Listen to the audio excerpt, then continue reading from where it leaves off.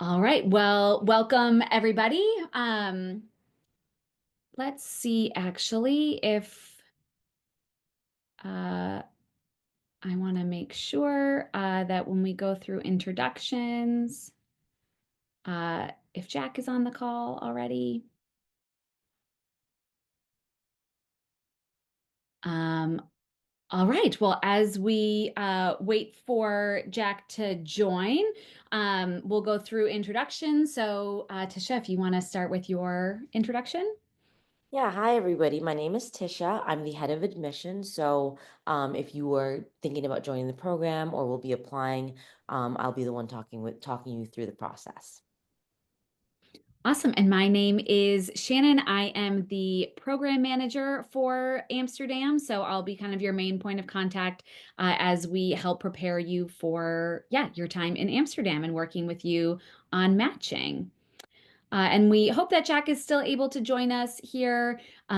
He was an alumni of the program last summer, so he'll be able to shed some light on his personal experience.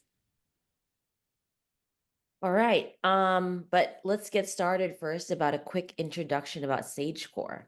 SageCore is an international internship program that sends college students to work with a startup abroad. Our main mission really is to train the next generation global workforce by helping students gain that real world experience, skills, and network they need to succeed in today's fast-paced environment. We really focus on high impact global work experience, trying to build those transferable skills for trending internships or jobs and community. Right now, we're offering three different types of programs. We have like a 2-week short-term consulting program that we're doing in Berlin at the end of May. We also do an 8-week summer full-time abroad internship program, which is what we're going to be talking about today, more focusing on Amsterdam. And we also do a remote internship if you're not able to leave home. You can do this through the part-time semester program alongside your classes, or you can do this in the summer, which will be a 12-week remote internship program. Now, who can apply? Our program is really open to all majors. We need usually current university students or recent graduates, and we can work with varying levels of experience. So even if you're just new to the major, or like if you have more experience, we can work with that. But we do prefer a minimum GPA of 3.0. If you have a little bit lower than that, we do have a question on our application form that allows you to explain sort of why you think your GPA was that level, and if you're going to be improving that.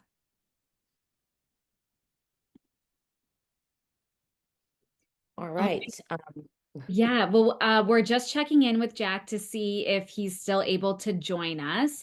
But just to, so we'll kind of go back to these slides if he's able to join us later. But he is a student from the University of Southern California, majoring soon, and he did a sales and business development internship with a company called Struck, and his supervisor just adored him and really saying his praises. So hopefully he's able to join us today. Otherwise, if you do have specific questions for Jack, if you do want to drop them in the chat, if he's not able to join, we'll make sure that we're able to help follow up to get those addressed. And these are just some pictures of his time in Amsterdam. So on the yeah, top right, you see the tram and the canal. And then on the bottom left there is him biking with one of his supervisors.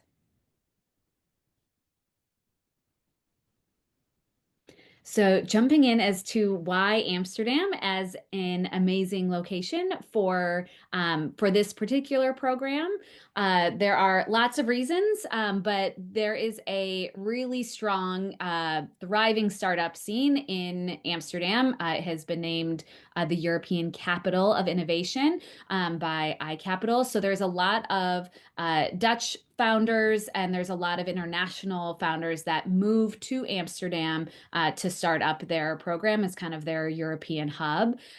There are a lot of incubators and co-working spaces that help support and want to help these startups grow and succeed. There is a really nice balance of kind of living and working, a mix of like feeling like you are like out in the country or you are like in the city in the heart of it all.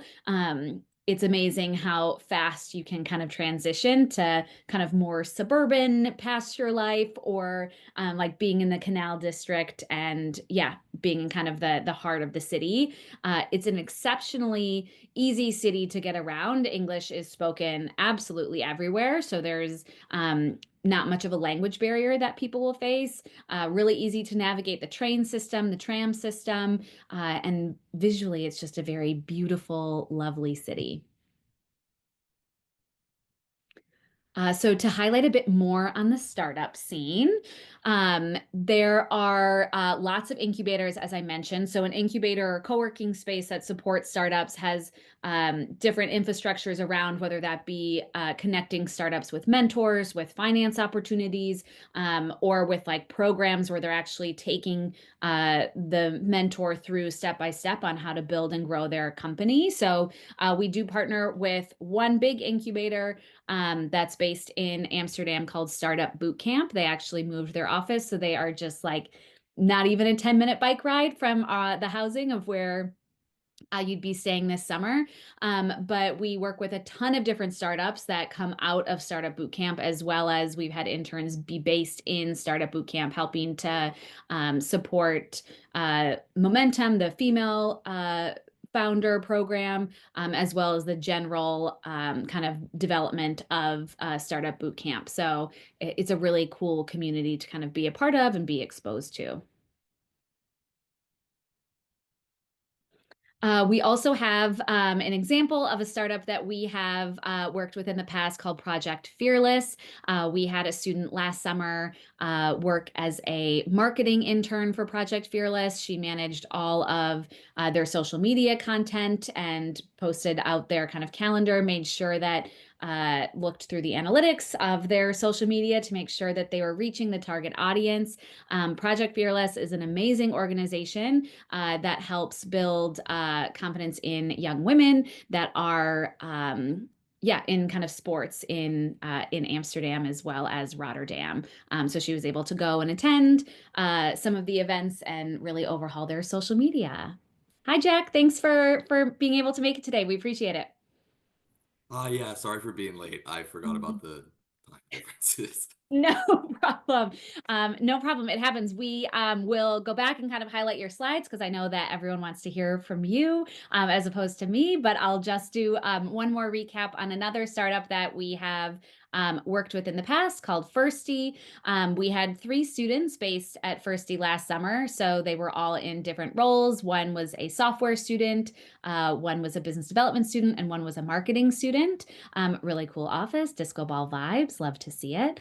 And this office was right off of the canal, so nice location. But they provide free eSIMs through their app, so a lot of students can actually use this while they travel and go abroad. If you are interested, yeah, it's a great way to still get data and yeah, have a free eSIM.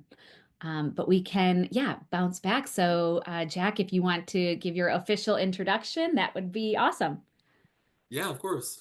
Again, sorry guys for being late, but my name's Jack Pender. I'm an econ and film student at USC.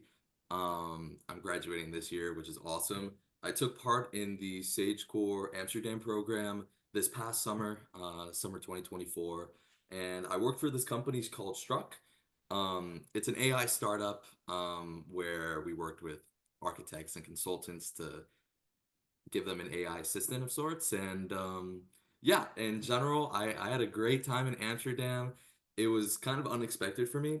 Honestly, I my first choice was Paris, but I'm so glad that I went to Amsterdam instead of Paris. I went afterward while I was over there. And Amsterdam, in my opinion, is just better. There's a certain like energy and life that is like unique and rare to Amsterdam that I really enjoy. And if you guys are looking to go to Amsterdam too, I think you'll enjoy it as well. Um, as for what I was doing at Struck while I was abroad, my role was technically that of marketing and sales, but since working for a startup, what you really need is to do more than what your role really implies. Um, and there's a lot of stress that goes with it, but ultimately it's for the betterment of you, and it's an awesome experience. So some of the things that I was doing, a lot of what I was doing involved research, creating sets of data, creating a company dashboard for which I could use that as a basis to try and market to other people, spread our reach, have meetings with other people in the Netherlands. Luckily, everybody speaks English, which is awesome. Beyond that, going to different events, conventions, and just working with the team, communicating, and trying to build up this startup that is just on its hind heels right now. But yeah, that's pretty much me. That's my experience. I'm sure we'll get further into specifics later, but that's a Yeah. general overview. Awesome. I did say that Max, your supervisor, was always singing Jack's praises. So Oh he. my God, yeah, Max, I love that man. Do you want to talk a little bit about your photos? I think we have some photos on the next slide. Oh yeah, of course. Okay. These are all like amazing photos. The one in the bottom left, the older looking guy with the white hair, that's Max. He was my CEO and boss. I worked with him daily, directly. And beside us is our partner. And we had just been coming back from an event. It was a convention. And then afterward, we had this after party kind of event where a bunch of businesses came together to connect and just have a fun time. So that's us. I'm actually Amsterdam is one of those cities. It's like the most bikeable city ever, which is awesome. If you love biking, not awesome if you hate biking. But I'm actually sitting in his like he has like this carrier thing for his kids, and I'm sitting in it, you know. But yeah, it was a good time. Beyond that, the top photo is the group of guys together, and then some other photos of Amsterdam, and on the bottom right is me in Paris. This was a week right before the Olympics, which was like awesome being able to see that. And that's one thing that this kind of like experience offers that not many other internships in general do. You get to go abroad, and once you're in Europe, it's just so easy to explore a bunch of other countries. I would know some people who would go to different countries like every week or every other week, and I was lucky enough to go to a few myself, Barcelona, Paris, Germany, all those stuff. It's just really awesome, and it's a really great experience. Plus, you get to work with people who are like really passionate about what they do, and you get to learn stuff, and yeah, that's pretty much it. Awesome. Awesome. Perfect. Thanks. And I know we went through some of the example startups that we've, yeah, worked with in the past, and getting around Amsterdam. As Jack mentioned, there's biking, which is one very popular way to get Sorry, around. Shannon. Oh, Before we move forward, I saw a question for Jack, and I thought maybe we addressed one live. What do yeah, you think? sure. Yeah, okay. What kind of skills or knowledge did you feel you needed going into the internship, Jack? Yeah, so coming in, um, my major econ, a lot of what we do is like analytics, using math, data, that kind of sort of stuff. Um, but going into the internship, it was a marketing internship. Like that's the main focus. So really, I had like no marketing skills, like let's be honest. Luckily, what I really needed, a lot of what I needed was I was able to gain the skills through LinkedIn Learning, which is a tool that you guys will be able to use while you're over there.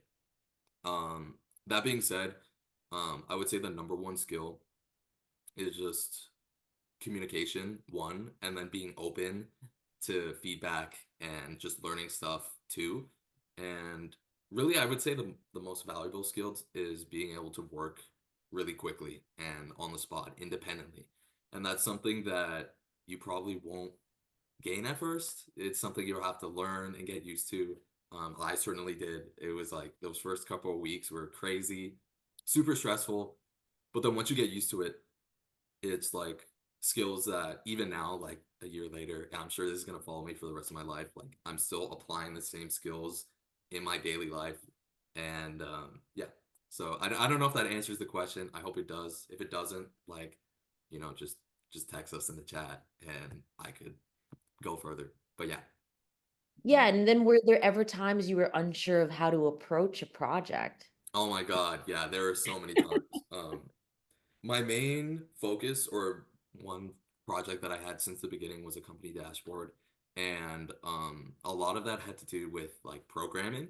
Um, I think I've taken like one intro to Python class before then, and I had like no experience coding. I had no idea what I was doing. But luckily, I was able to communicate nearly daily with our CTO, and he was able to help me out, answer my questions. And that being said, he didn't like walk me through everything. Like a lot of what I had to do was doing my own research to try and develop these skills and this knowledge to just make this dashboard work. Um, but yeah, a lot of like you'll face a lot of challenges, and it's just you have to keep going at it until you build up the skills and the knowledge to be able to face it. Great. Thanks, Jack. Okay. Yeah, go ahead, Shannon. Yeah, and so for getting around Amsterdam, if we want to go to the next slide, there's lots of different ways to get around. So biking, bikes are included in the program, so you're able to, yeah, at least have a bit of a jump start. Jack, do you want to talk about the learning curve for riding bikes in Amsterdam? Dude, I cannot stress this enough. Biking in Amsterdam is elite. Like it's so crazy difficult at first. Because everybody's just so used to biking. I remember like I was maybe a month into my internship and I was just chilling at the park, enjoying life. And I saw this kid like go by on his bike. He couldn't have been older than like 8, and he was riding his like younger brother was on the front handlebars or something, and like he was just biking and turning with no hands, and I was like, bro, what? And I think that's just like a great example of how crazy people bike. That being said, there's a lot of rules and regulations, and you guys will be taught in the opening seminar when you're over there. But it's like it's a big learning curve, but then once you know it, you could bike anywhere in the city. And it's like really quick, and it gives you like this level of freedom that I'm from LA, and you pretty much need a car here to go anywhere. So for me, I really loved it. It was awesome. Yeah, awesome. And I know that not everyone is like so comfortable biking like down in the canal district or like on the super busy paths. So you can also, yeah, use the bikes to like bike to the train to cut your time down or bike to the tram Yeah. or yeah, or just kind of psych yourself up and, get more comfortable kind of as the weeks go by and yeah, build up that confidence uh, to bike in the, yeah, canal district. Yeah, exactly. And luckily, oh shit, this next slide. I was about to start talking about it. I was gonna say the Yeah. tram, the metro, it gets you anywhere if you don't want to bike around, so you could also do that. But yeah, sorry to interrupt. No, yeah, that's great. Yeah, so the tram lines are also there, and then yeah, the metro line will get you downtown in usually 20 minutes or so. So you can really the world is at your fingertips when it comes to public transit in Amsterdam. And there's also a lot of amazing trains that can help you go like from Amsterdam to different cities. Jack, did you ever explore kind of the cities outside of Amsterdam? Yes, actually, I had a convention in Rotterdam, um, and I had to take maybe a half an hour metro, maybe not even that, to get by. It's pretty simple. It's you just go there, you get onto the right train, and you stay there until, you're there. And it's fairly cheap, which is awesome. I think you could buy a Metro card. I didn't have one, but I think it was like 5 to 10 euros a month, which really gives you like this level of freedom that is like really cool, really awesome. So I highly recommend if you guys go there and you guys want to travel around Amsterdam, not Amsterdam, but the Netherlands in general, invest in a Metro card. That's gonna be awesome. I also saw in the comments someone was asking if I've ever been to Ultrich. I haven't. I don't know if you guys have. If you can, I'm sure they'll appreciate the answer. But yeah, I've never been. Yeah, I think it is. It's a really kind of student friendly and focused city. It's just like at a much smaller scale than Amsterdam. So a little bit, yeah, much smaller scale, but charming in its own way for sure. Um, for the Amsterdam excursions, there are a few excursions that are included in the program. So, as Jack mentioned, we'll do like an orientation session when you first arrive, and that will help us kind of give you the groundwork. We'll give you the biking rules and yeah, kind of get your bearings for Amsterdam. But if we want to go to the next slide, I think we highlight a couple of them. Of course, Amsterdam is very famous for the windmills. So we'll take you to a small village outside of Amsterdam to go, yeah, get some kind of classic windmill shots. Also, you'll go to like a clog factory to learn how shoes are made. It's kind of a like quintessential like Amsterdam bucket list day trip. So you'll eat the cheese, you'll see the clogs, you'll see the windmills. It'll be yeah a nice kind of time to escape outside the city. That first day we'll do the canal cruise, so you can yeah. Get on the water right away. We've done the Heineken tour in the past. We've done the Anne Frank Museum. We've also done Jack, did you have any highlights that were not listed? I'm like that are not coming to mind. There's we try to get some bucket list items included. We Uh, also have the Anne Frank Museum. That was pretty Yep. cool. And then we have like not we have like kind of like small meetups as well. Near the end of the excursion. I think every other week or so we had like a little like people would go out together to like either a restaurant or a bar or something. Um, yeah. Yep.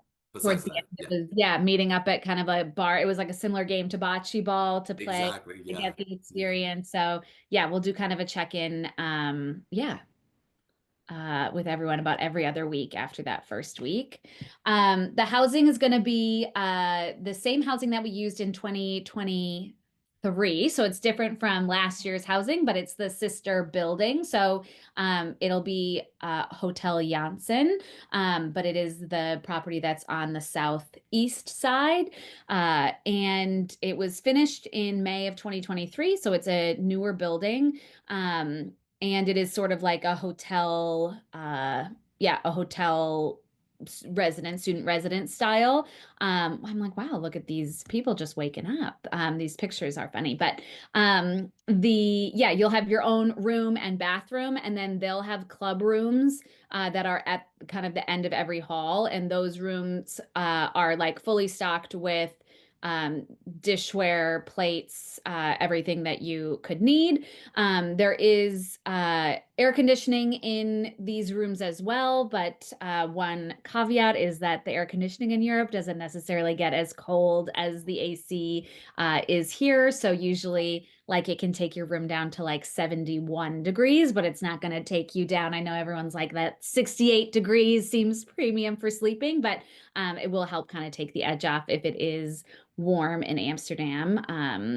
I know last summer it was quite chilly in Amsterdam, but warmed up kind of towards the end. But yeah, the program, you'll have your own kind of space. There's laundry on site. There's also a kind of bar and cafe that's in the lobby. So you're able to, yeah, grab a coffee or meals if, yeah, on site if you wish.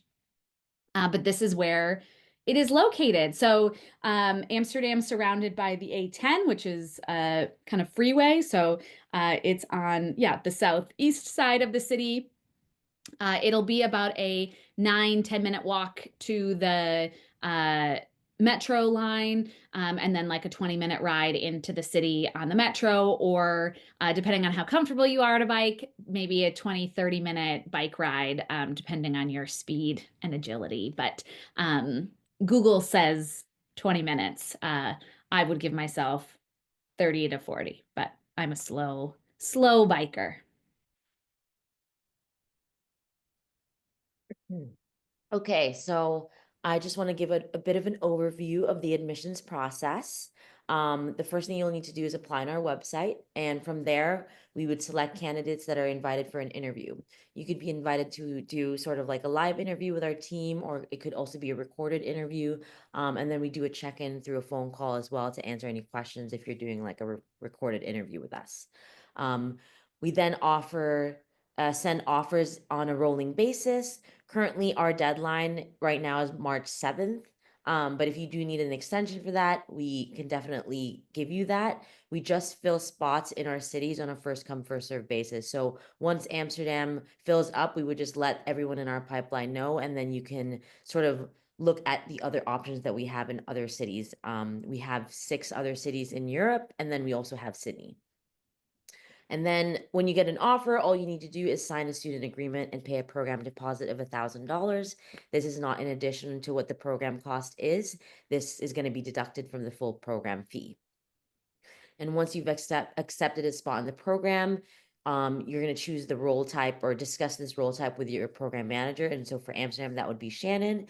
And then start with the Skills Academy training, which, as Jack mentioned earlier, is done through LinkedIn Learning.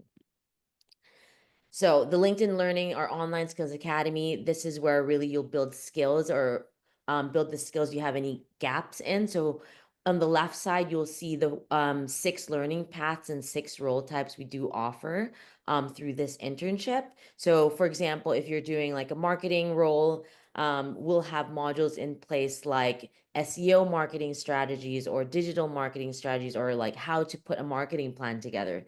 These modules are there to help you prepare and prepare for your internship over the summer. Of course, if you're like a marketing major, you might take less of these modules because you've already done that in class.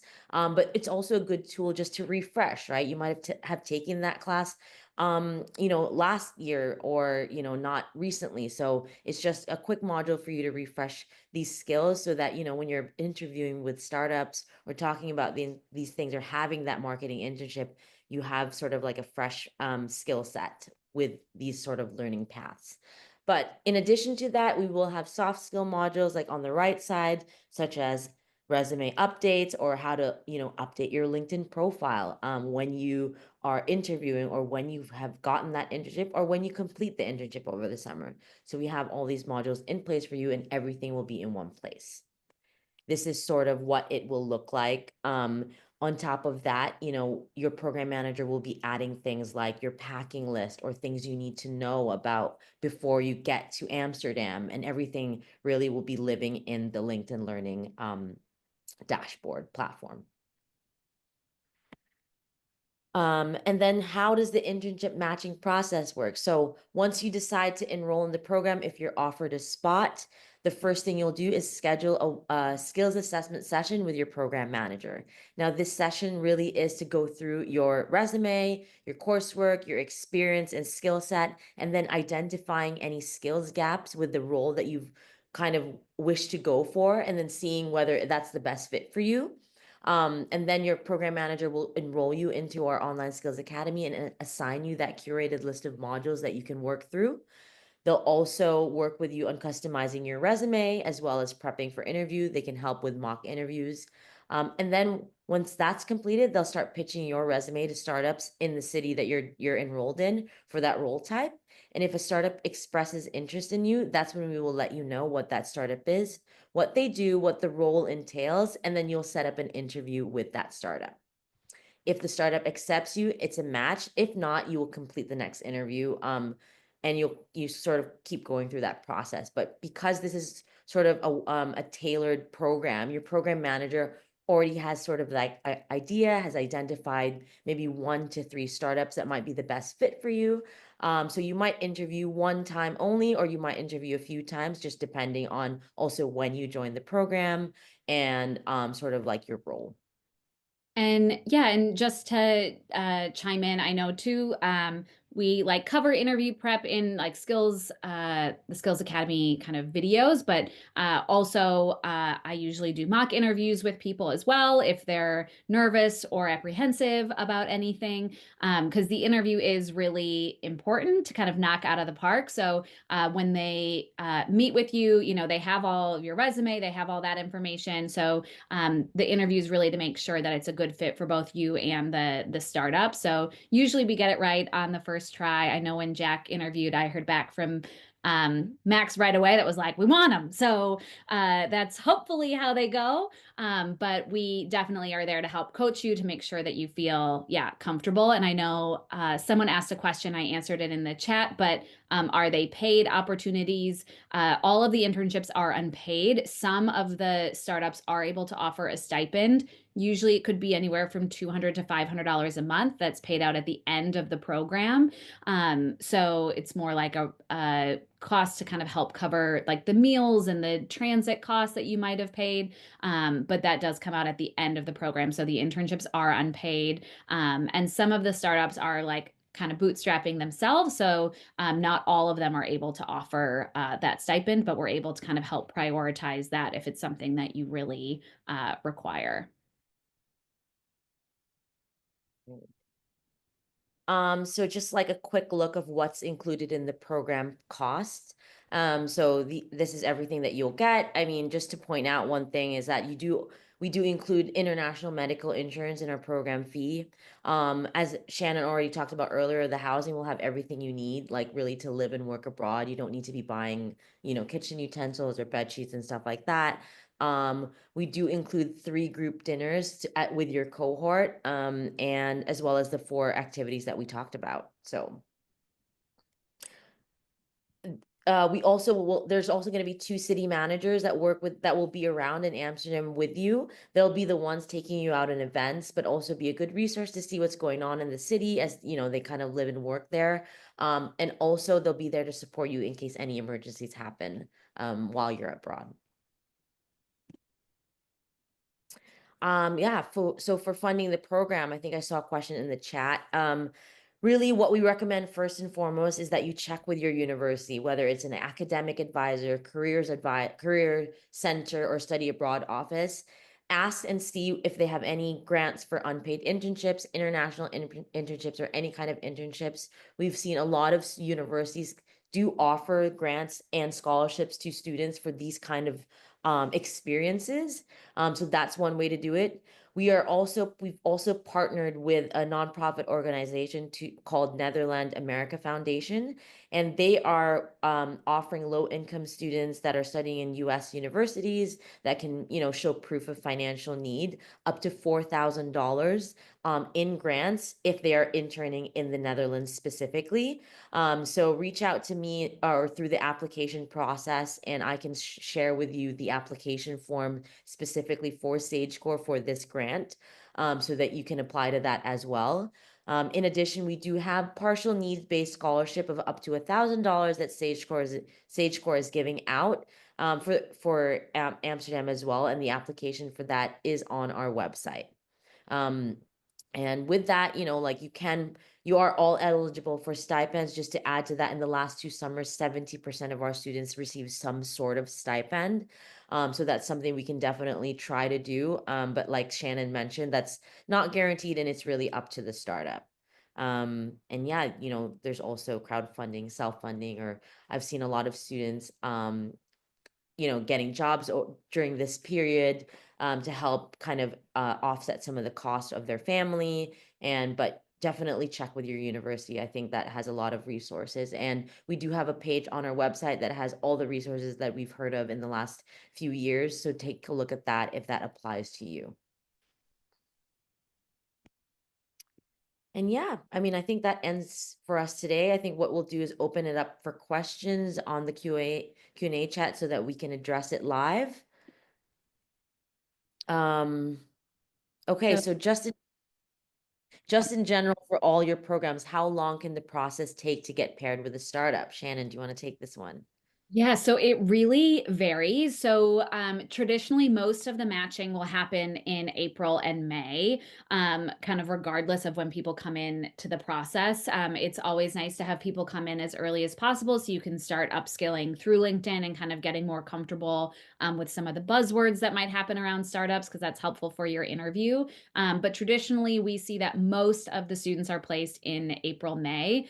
A lot of times, startups kind of look 2, 3 months in advance, so they can't kind of see what projects they're looking at until a bit closer to the program start date. And we really match the students with like the skill set that the project that the startup is looking for to make sure that there is like some overlap of hard skills that you can then kind of grow and develop while you're there. So we don't just kind of slot people in to slot people in. We want to make sure that it's an intentional and good fit for both the student and the startup. So traditionally, most of the matching will happen in April, May.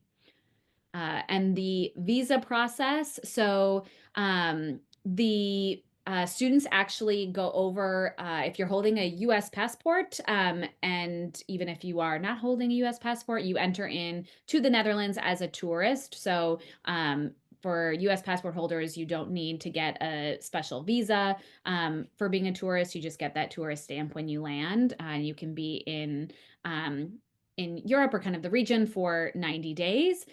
So yeah, that's how our contracts work with the companies. Like legally, you are a consultant going on behalf of SageCore, and not necessarily a direct employee of the startup. So you're able to go in as a tourist. Of course, on your resume, you have worked for a company, but it's just the legalese that the government, the Netherlands, approves of for everyone to go in as a tourist. Okay, how many spots are still available on this program?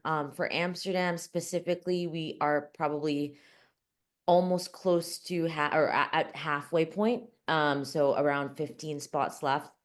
All of our cities are around 20 to 30 students. So spots are limited in some of our other cities already. But for Amsterdam specifically, we've filled halfway. Mhm.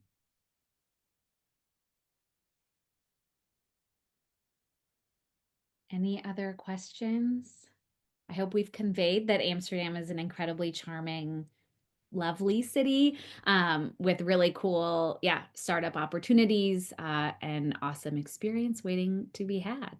But thanks so much for everyone for joining us today. Special thanks to Jack for joining us today. Super awesome to hear your experience. And yeah, we will follow up with the recording in an email so you can let us know if you have any questions at all. But really appreciate you all taking the time today, and we hope to see you on the program.